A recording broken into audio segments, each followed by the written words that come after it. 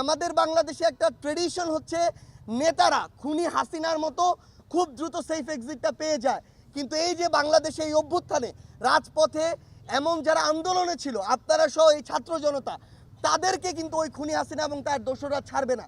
সেই জায়গায় আমরা প্রত্যক্ষ এবং পরোক্ষ কোনো ধরনের নেগোসিয়েশনের চিহ্ন দেখতে চাই না।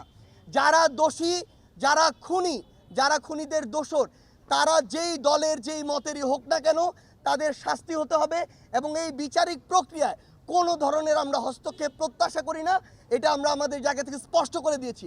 এবং এমন যদি কোনো কিছু দেখি তাহলে আমরা আমাদের জায়গা থেকে জাতীয় নাগরিক কমিটি বলেন আর বৈষম্য বিরোধী ছাত্র আন্দোলন বলেন, আমরা ঐক্যবদ্ধভাবে আবারও হয় ওই ব্যক্তি কিংবা ওই প্ল্যাটফর্ম তাদের নামে আমাদের যে আবার প্রতিবাদ সেটি আমাদের জায়গা থেকে শুরু হবে।